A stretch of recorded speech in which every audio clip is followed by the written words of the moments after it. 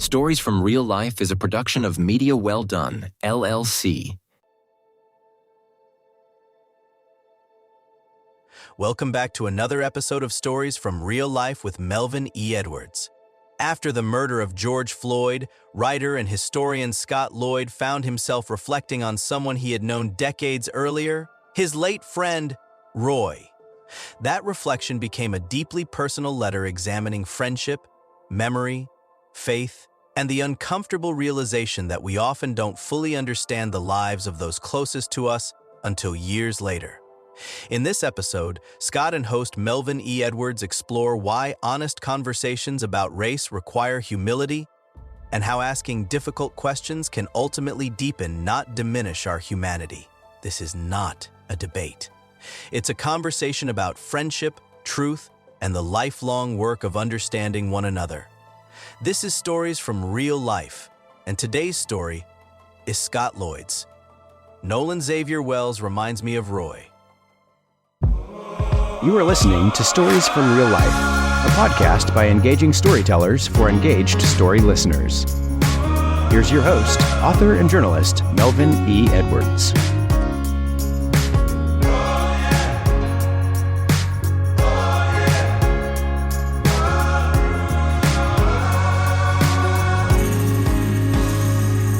Hello again, and welcome to this week's episode of Stories from Real Life. I'm your host, Melvin E. Edwards. Thank you for joining us for the podcast where real stories are so much more interesting than fiction. Today on Stories from Real Life, I'm joined by Scot Loyd, a writer, historian, scholar of religion and race, and author of The God I Was Given. We're discussing this topic because of Nolan Wells' July 4th death. He's a young black man who tragically died after a boating outing with a group of his white friends. I realize this is a sensitive and ongoing issue, but we're going to discuss it because not all stories from real life are fun stories. All right, I became aware of Scott because of his viral Facebook post about his magazine essay regarding his late friend, Roy. Scott, thanks for being here today, and we're going to talk about a lot about your story and about Roy. So thanks for being here. I'm glad to be here, Mel. Thank you so much for having me. I appreciate it. Yeah, I'm honored to have you. So tell us about Roy and why you chose to write to him instead of about him. Yeah, so the original post that I penned was back in 2020 after the murder of George Floyd and the Black Lives Matter movement protest that sprung up all over the country in the summer of 2020. I think all of us can remember the rush of emotions that we were feeling. And for several years, decades before that, I had re-entered education, pursuing my PhD in Heritage Studies, which is basically the study of history, how we receive history, how we talk about history, and how we present that to the public in institutions. My background is in higher ed. I'm a communications professor, earned a master's degree in communications. I coached collegiate speech and debate. But I also had a very real interest because of my background growing up in a small Pentecostal church, in studying the religious history of that particular movement in the United States and globally. And just in the rush of emotions that I think all of us were feeling as a nation in the summer of 2020, I began to reflect on the relationship that I had with my childhood friend, whose name was Roy Butler. He was a young black man who was picked up on our Sunday school bus in our predominantly white Pentecostal church. And he and I were roughly the same age, and we became close friends. And when we first met, we were both just entering junior high school, and Roy continued to attend our church throughout high school. And as I began to reflect on that relationship, and what I had learned, not only about myself, but about our nation's history, about the small town that I grew up in, Arkansas, in Northeast Arkansas, there were a lot of things that I wish I could have expressed to my friend Roy when we were younger. After high school, he and I drifted apart. I got married. I pursued ministry, and he joined the Army. And I later learned, tragically, that my friend Roy passed away from the complications of a brain tumor in his late 20s. And since then, I've been able to reconnect with his brother, his older brother, who also attended our church briefly, and his younger sister, and have had some good conversations with them. But just in a flood of emotions, I wrote this letter because these are things that I wish I would have had the vocabulary or the capacity or the knowledge to talk with him about during that time. And basically, the letter just expresses the idea that even though my intentions were good, I think, I was wanting to have friends outside of my ethnicity, outside of my race. Looking back, everything that we were doing as a predominantly white church, even with the Pentecostal heritage, it was steeped in what a lot of us white folks are blind to.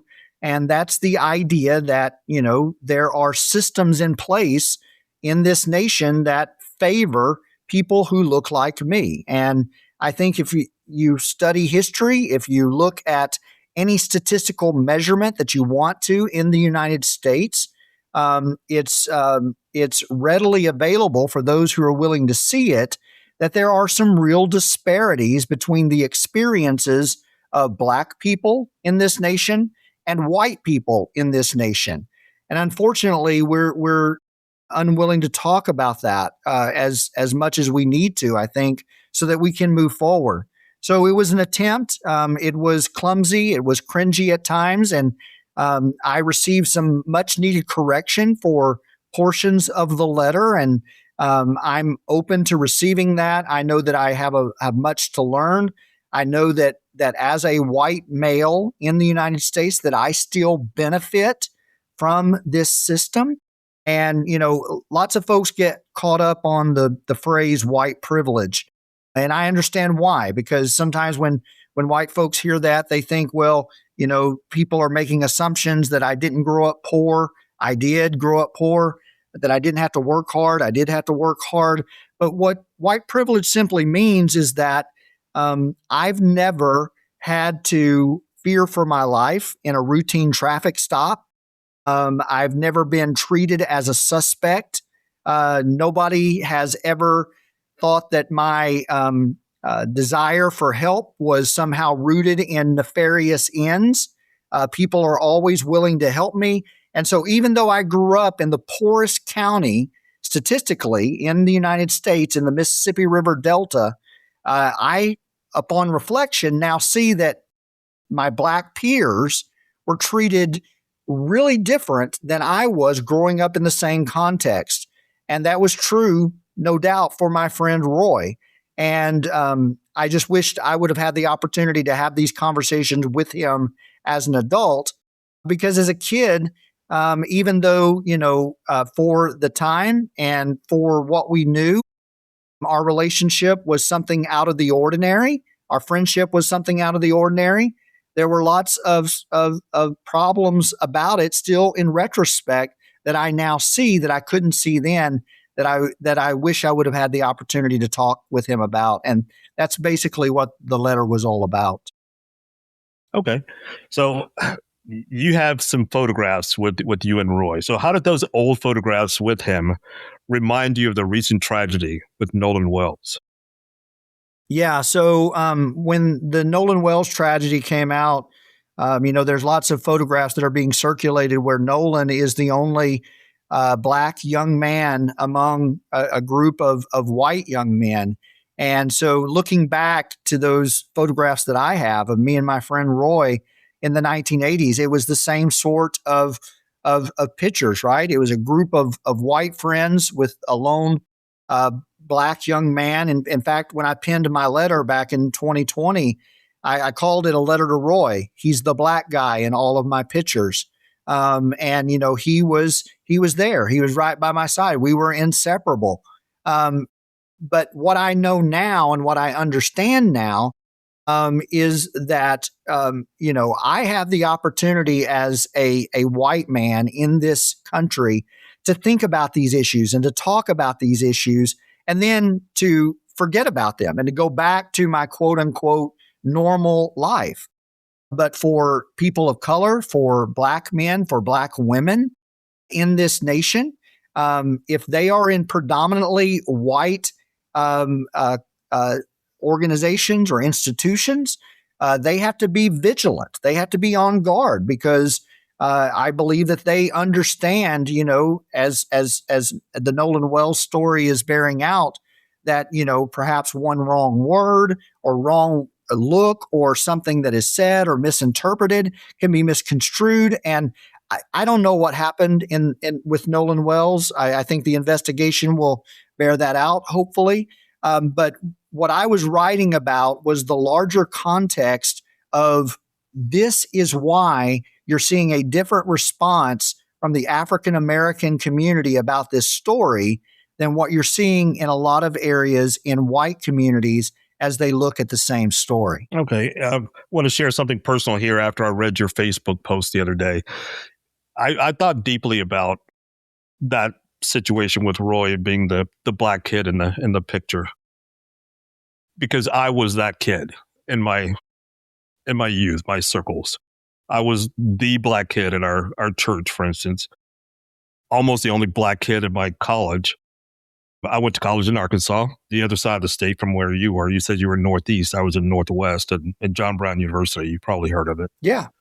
And I had a situation my freshman year of college with a small group of white friends who decided it would be funny to go to the woods and then leave me there. And thankfully, there was no alcohol involved. I was totally sober, so it was easy enough for me to find the main road myself. But if this had been a situation where some alcohol was involved, there was a big lake nearby, it was dark, who knows what could have happened? That wouldn't have been their intention, but that would have been the same outcome. And so your essay and then thinking on my own life made it really uncomfortable, even after 40 years, things that I hadn't thought about in years and years. So I wanted to have a conversation with you about that and just be open from both sides to talk about how people are expressing themselves and how they are gathering information and how memories create physical responses when you're used to being on the defensive, we'll say. So, and one of the themes I hear in your writing is that memory is selective. Remember friendships warmly while forgetting the social system surrounding them. So tell me what you mean by that.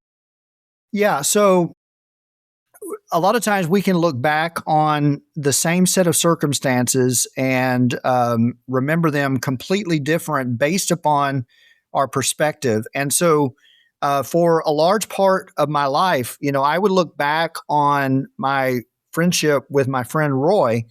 And even though I understood the problematic nature of the history in the South, I looked at our friendship as something that was progressive, something that at the time I was operating out of a heart that was informed by my religious beliefs, by my Christianity, by my desire to reach out beyond what I knew and what I understood. And quite honestly, I did not see a lot of close friendships between white people and Black people. I did have, thankfully, a diverse school. We grew up next to an Air Force base. And so we had diversity, not only from the community, which was about 60% African American, but we also had experiences with children who had been raised around the world and brought that into my small rural school. And so looking back on it, after having completed some of my studies where I began to listen very carefully to the experiences of Black Americans and to read some of the problematic nature of what happened even in Mississippi County, Arkansas, well into the 1980s with lynchings and, racial violence and things of that nature. I can only imagine that, looking back on that, how I imagine Roy must have felt in some of those situations. And, if the roles were reversed, I don't know that I would have had the same courage or the same charisma, personal charisma, to be able to navigate those particular situations. I think we were all aware of the racial climate because, as I write in my book, we all experienced times when the N word was thrown about in his presence, and people said things that were derogatory. And sometimes Roy would laugh it off. Other times, we would all be quiet until somebody broke the silence. And I was always apologetic, but very rarely did I confront, if ever, the direct racism that was directed at him. First of all, because a lot of it was just sort of, it was sort of part of the culture. It was sort of, this is what happens. This is how people talk. This is how it goes on. And then also we were children. We were teenagers. We were living in this adult world. And it doesn't excuse it, but it does explain it. So there's no justification, but there's certainly an explanation as to why I didn't speak up more when I should have. And so I just, considering how his memories of that might have been after talking to grown Black people who have had similar experiences to Roy's, I can imagine that he felt the same way. And, it's very easy for people who look like me to look back on, what they consider to be well-intentioned efforts to reach out to other communities. But a lot of it is just steeped in white paternalism. The idea, that, well, as white folks, we know better than the Black community. We can help them, and, it really is just racism dressed up in different clothes, in church clothes, if you will. That still makes people feel less than and marginalized. And so I can imagine that Roy felt a lot of those feelings. And if he was with us today, I would have wanted him to have the opportunity to speak without judgment. And I think that's where white folks, they make a lot of situations worse, is that they perhaps might listen to a Black friend or a coworker or acquaintance describe a situation or circumstance, but then they're quick to dismiss it. And they'll say something like, well, they didn't mean that. That's not really what happened. What they meant was this. Well, give people the opportunity and the dignity to share their experience without judgment and without correction. As white folks, sometimes the best thing we can do is just shut up and listen. If you're enjoying today's conversation, I'd like to invite you to visit MediaWellDoneLLC.com. That's where you'll find everything we do at Media Well Done, from this podcast to our growing library of books. You can also get a schedule of where our authors will be for their next book signing so that you can come out and meet us and get your book signed. Whether you're looking for a thought-provoking novel like Nuremberg, Mississippi, a family history like The Names They Kept, or the forthcoming historical piece, Baker Battery Goes to War, you'll find them all in one place. The best part is that when you purchase directly from MediaWellDoneLLC.com, you're helping to support independent publishing and this podcast, allowing us to continue bringing you meaningful conversations every week. Again, that's MediaWellDoneLLC.com. Check out the website for yourself and let us know what you think. Yeah. So I want to add something to what I said earlier. It's all of what I said was true. My friends were all white, and I don't, if they're listening to this, I don't want them to take that as something that's derogatory. I greatly valued those friendships. I really needed those friendships. It was at a time when we met in high school, My dad died when I was 13 years old, so I was in the 8th grade, and I was drifting. I didn't know what to do. My mom was trying her best at that point. I was the only one still at home, and my grades were falling off. I was just drifting because my dad and I were very close. And so those relationships that I made with those people at church really helped stabilize me, because I saw the things that they had as goals that my dad once had as goals for me. And that helped me reconnect with his memory. And so that helped me get back on the path that I needed to be on to get to where I needed to go. So I certainly don't want those friends to think I'm denigrating them at all. I'm not. And some of them I'm still very close friends with. And one guy in particular, we've been friends for 45 years. And right after the George Floyd situation, he called me and he said, I just wanted to check on you to make sure you're okay. Right? I know there are a lot of people who are hurting, and I just want to make sure you're okay. That meant the world to me. That our friendship was strong before that, but for me, that it took on a whole other level. So I definitely want to make sure I'm clear about that. And then to go back to Roy and some of the scenarios you brought up, the same group of friends who took me out in the woods and left me, I'd heard probably the same school year, but sometime later, then one of the guys in the group said to the other ones, or said to someone else, I like Melvin. He's not, and then he said the N-word. So in his mind, I was an exception. I was acceptable. I met the standards that he considered mainstream, I suppose. And you talked about that with the situation with the black kids in the car next to Right. you. Could you relay that story real quickly?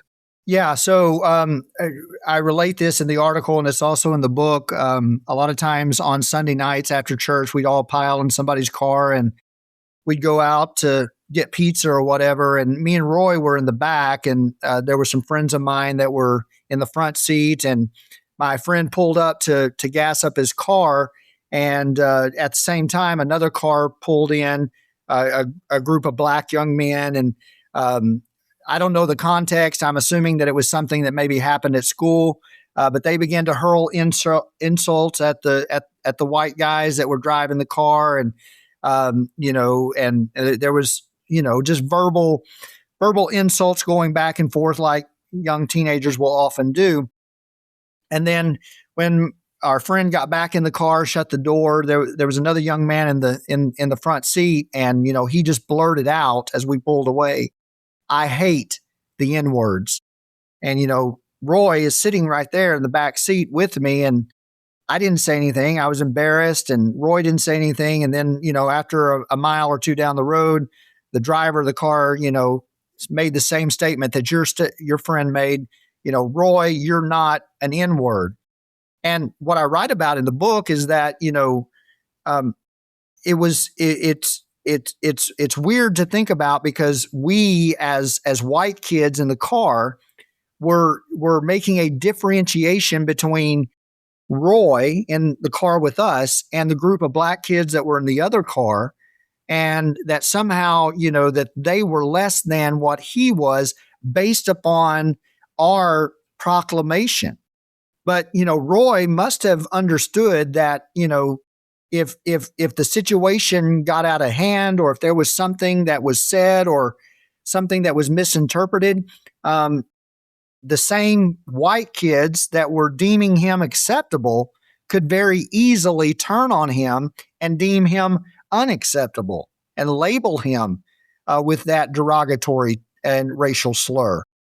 So, I think, that if you were that lone black kid in that predominantly white group, especially growing up in the time when you and I grew up, and it seems like it's increasing, even making a comeback today, that, that if you're that lone black kid, you're going to be subjected to that kind of language. And, it really is sad that we're still dealing with this in the day and age in which we live. It absolutely is sad. And it's, I would say, I've resisted the temptation to say that it's increasing or getting worse. I think it's more public, but still it's clearly more public with social media, but I think it is getting worse. I think it's becoming acceptable to a certain demographic, a certain sub-demographic, we'll say, within the dominant culture. So if Roy were there with you and the two of you were watching the George Floyd video, what do you think that conversation would have been like? Well, I think Roy would have understood, hopefully, that as all of us understand that what we saw in Minneapolis was another example of police brutality. Whatever problems George Floyd might have had did not justify him being killed on the street by a police officer. I think knowing what I know of Roy, he would have understood that intuitively. My friend Roy he was always kind. He was always empathetic. He was always understanding. He had a heart for the underdog. And I think that's one of the reasons why he chose to be, friends with me. Of our group, I was the least athletic. I was going to be the last one picked, for the pickup basketball or football or whatever we did. We would play football on Sunday afternoons, and I was basically the tackling dummy, right? So he looked out for me in a lot of ways. He was a protector. So I think he would have been shocked, as all of us were there in the summer of 2020. And the fact remains that you can point to whatever statistical measurement you want to, but the idea of what happens around policing and how Black communities feel about police versus white communities is very telling. And I share this all the time. Even though I get nervous still when a police officer pulls me over, I'm never fearful that I'm going to die. But yet that's something that Black people report feeling on a daily basis in this country, especially if you are a Black young man and you are pulled over by law enforcement. I've got so many stories that don't just come flooding to the front of my brain. There's one story I want to tell real quick that's fairly recent. My family and I went to Europe last month, and we did a tour of several countries, very quick tour. We weren't in any place more than 2 days. And we were in Heidelberg, Germany, which I really liked while I was there. And I went to the souvenir shop and I wanted to buy a t-shirt or a hat. And it was just me and the guy running the cash register. We were the only two in there. And then he said, I need to go do something. I don't know, wherever it was. It wasn't far away. But he said, just stay here and look around. I need to go do this errand. And I was shocked. Like, I have grown accustomed to being watched my whole life when I go into a store. I'm consciously aware of it. I've never stolen anything in my life, but I'm very aware of being a suspect. And so being in that situation was so weird because I thought, well, now I've got to stay until he comes back, even if I don't buy anything, because I don't want to leave and then have him think I stole something. Yeah. And so I'm standing there just looking around like that meme with that kid who's like, with his eyes shifting back and forth. Yeah.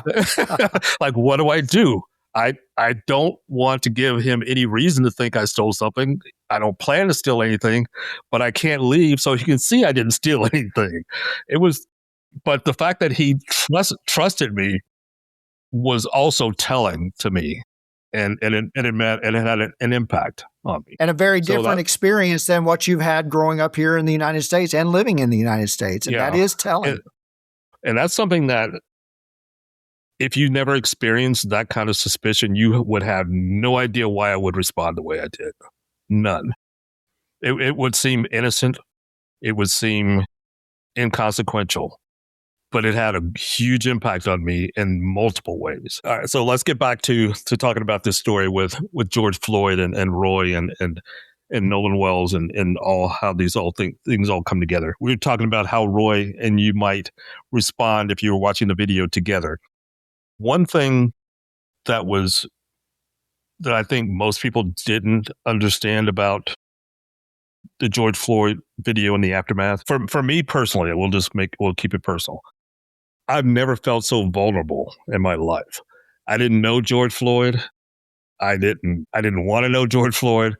I didn't have the same kind of lifestyle he had. But there was an identification there that made me think that could have been me, or it could still be me. And it made me feel very vulnerable. There are 2 times in my life I felt the most vulnerable. That one, I felt the most vulnerable as a Black person. And then after the election of 2024, when 86% of white evangelicals voted for Trump again, I felt unsafe at church. And I've essentially stopped going to church since then. My faith hasn't changed. I just choose to be much more private about it, we'll say. And so that's a situation where somebody would respond and say, why are you bringing politics into it? Well, I'm not the one who brought the politics into it. I'm just the one responding to the politics that somebody else brought into it. Exactly. Yeah, and you know, that's the reality that most white folks aren't willing to listen to. That your experience is not an anomaly. You know, your experience, that's a very personal experience. But if you listen to the overwhelming majority of Black people in this nation, they will tell you similar stories. And you know what a lot of those white folks will do that look like me? They will scour the internet for 2 or 3 Black folks that parrot what they believe to be true and ignore the thousands upon thousands of Black people who are telling the same story. And it boggles the mind. It really does. Well, that's what I call using people as a mascot or a badge. And I actually have that question for a little bit later, so I'll wait until then to discuss it further. But is one of the greatest barriers to racial understanding the belief that good intentions automatically equals understanding? Yeah, so we all believed growing up in that predominantly white Pentecostal church that we were fulfilling the Great Commission, that we were doing the Lord's work, reaching out to this Black community. And again, remember that I grew up in a city that was roughly 60% African American, 40% Caucasian, but yet white people controlled all the power structures in the city. We were a predominantly white Pentecostal church. And keep in mind that global Pentecostalism was founded in 1906 in Los Angeles by a Black man, William J. Seymour, who led a revival there, an integrated revival, and all of his innovations that he brought to bear upon American Christianity, his influence was practically erased as white pastors took his innovations, took them back to the South, to their segregated churches, to the exclusion of Black people. And we were growing up in that context, and yet we were still thinking, well, we're in a better position to educate and to help these quote unquote poor Black children. So even though our intentions, ill-informed as they were, might have been coming from a good place, I really do believe that the people in my church wanted to help others. But the way that we were going about it was just steeped in racism. And that is what happens in these predominantly white institutions, is they become so incubated to the experiences of others that they judge every experience through their own lens. And if you take that out to the wider culture, think about how Black celebrities have been treated and mistreated in our culture. Based upon their proximity to whiteness or white normative culture, they are rewarded. But the moment that they would deviate or do something that white culture deems unacceptable, like Colin Kaepernick, right, who takes a knee, protesting police brutality, the white community that loves football loses their mind. And again, he loses his job basically, not necessarily because he's a bad quarterback, but because he deviated from what white culture thinks is acceptable. Think about how many times LeBron James has spoken out about racial issues, or other celebrities or athletes that might happen to be black. And the moment that they do, if white culture deems that they go too far, then they are canceled, or somebody will say something derogatory like, shut up and dribble, entertain us. And it becomes, a show based upon what the white normative culture deems acceptable. And black people in this system are rewarded for their proximity to whiteness, but then they are punished, and sometimes severely punished, even to the point of being canceled if they dare to speak up or speak out on any of these issues. Do you think America has become better at listening at all since 2020? No, I think I think we've taken a step backwards, and I think I think what we see in America, we see a lot of these pendulum swings, and I think in 2020 we saw people paying attention, and we saw institutions making real changes, significant changes. I think of NASCAR removing the Confederate flag, banning the Confederate flag, things, that, just a few years earlier, a few generations earlier, would have been deemed impossible. But now I think we're in the current climate. There's a black religious scholar by the name of Jamar Tisby, and he says, he says it very frankly. He said, "You don't think they were going to let 2020 go unpunished, did you?"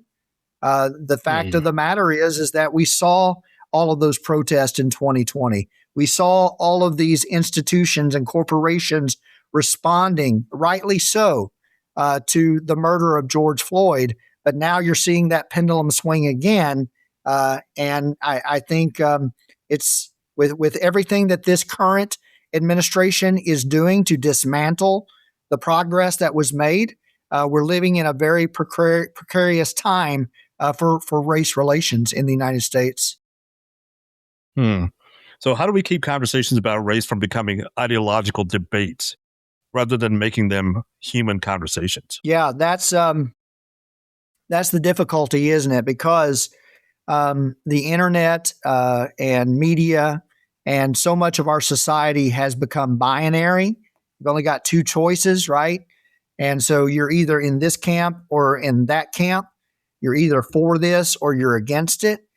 As you know, I think as everyone who's had any sort of life experience understands, is that a lot of life is nuanced, that a lot of life is not either or, it's both and.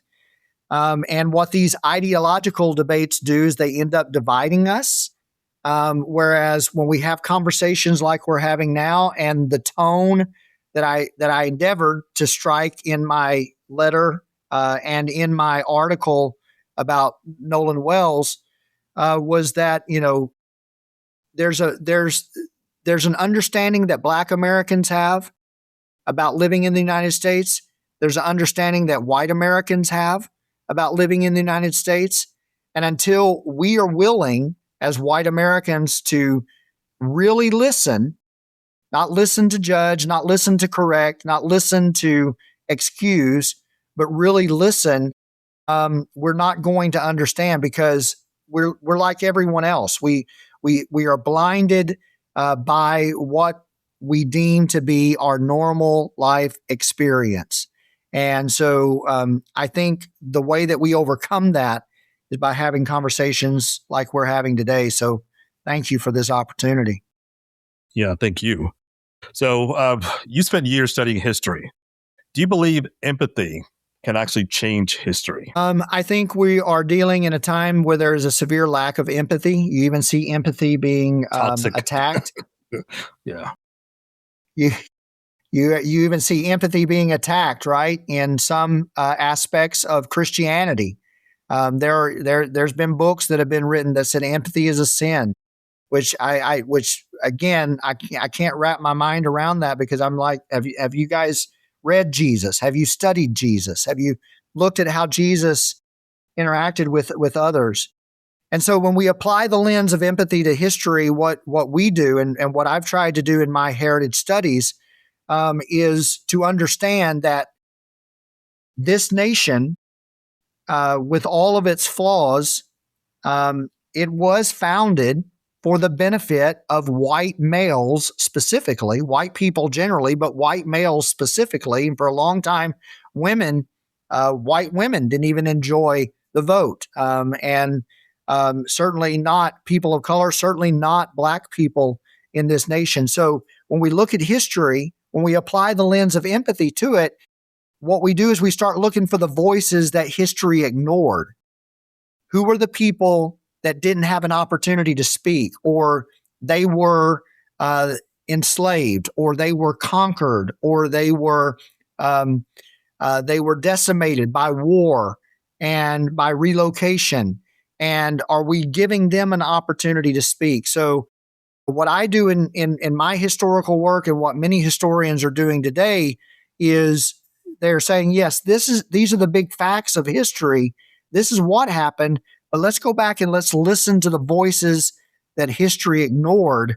I think if we apply that empathetic lens, that will help all of us be better citizens and a better nation, hopefully. Hopefully, yeah.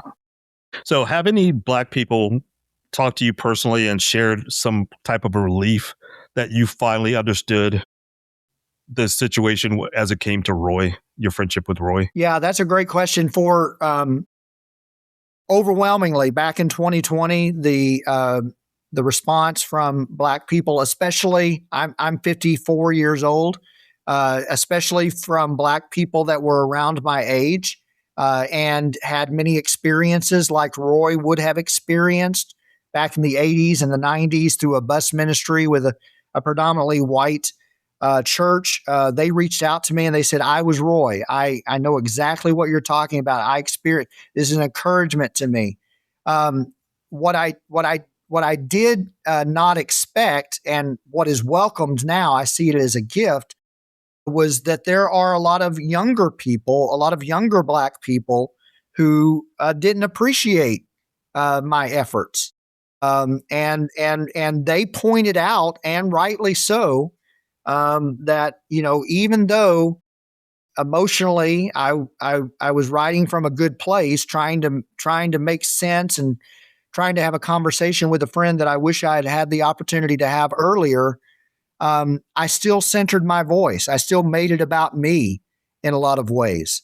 And I understand that. I even if you look very closely at the comments on my most recent post about Nolan Wells, you have some Black folks that reach out and say, it still sounds like you're trying to capitalize on this, or you're trying to sell your book, or you're trying to do this, that, and the other. And again, I understand that, because I know from listening that my experience is not going to be what Black folks are experiencing in this country today, especially younger people.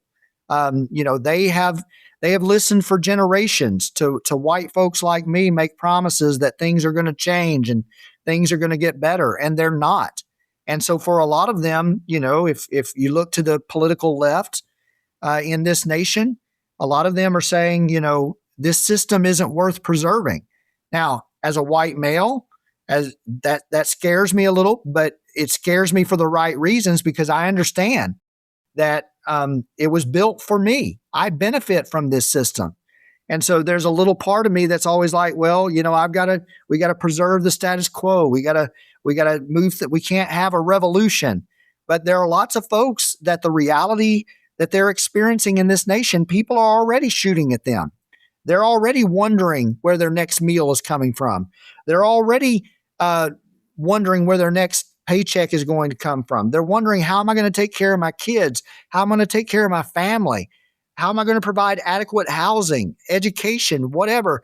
And then you've got white police officers that are out here harassing. You've got ICE in the streets that are rounding people up in unmarked cars, and in some cases killing people.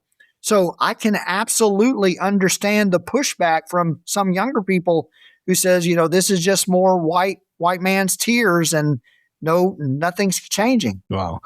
All right. So I've only got one question left. I normally end on sort of a fluffy question, but I'm going to challenge you and end on something much, much more difficult.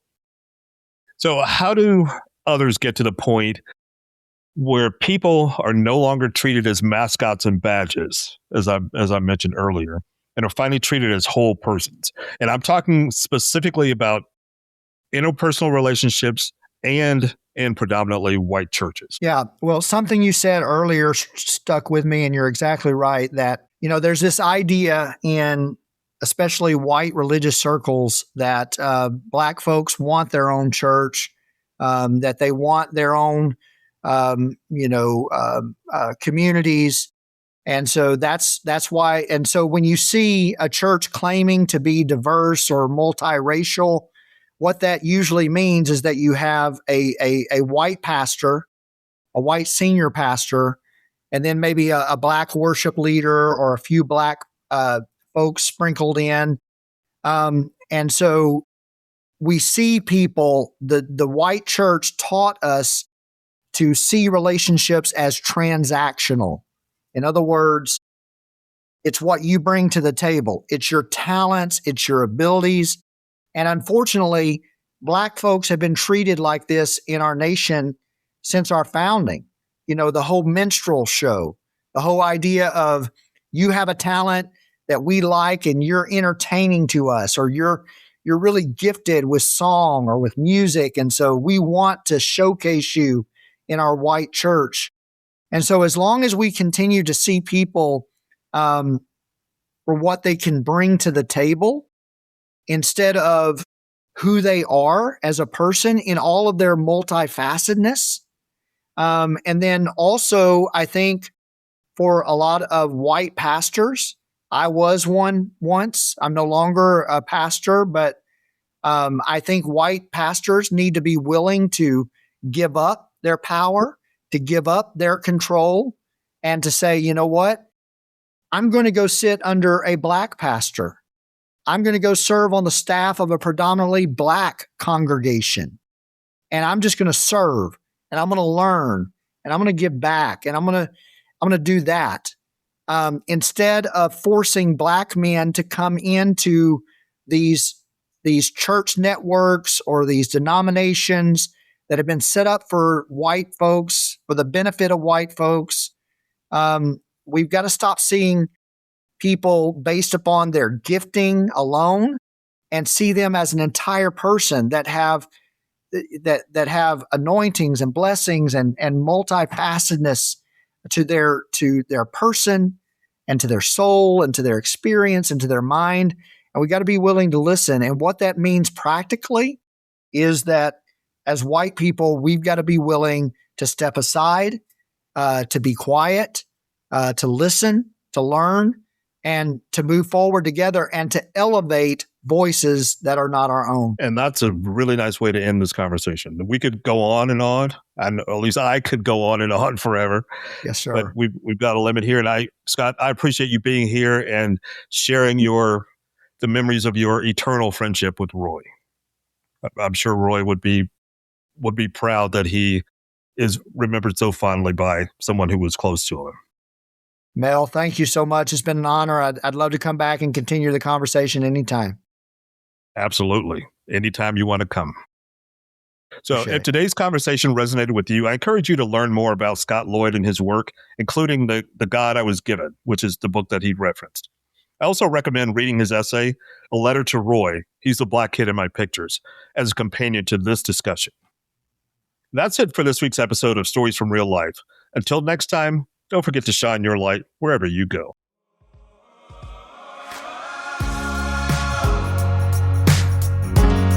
That was Stories from Real Life. Join us again next week for another great storytelling journey.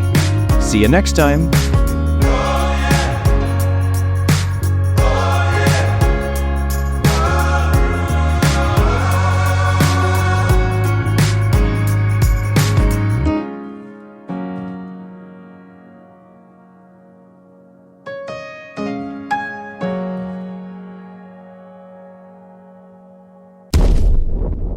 Stories from Real Life is a production of Media Well Done, LLC.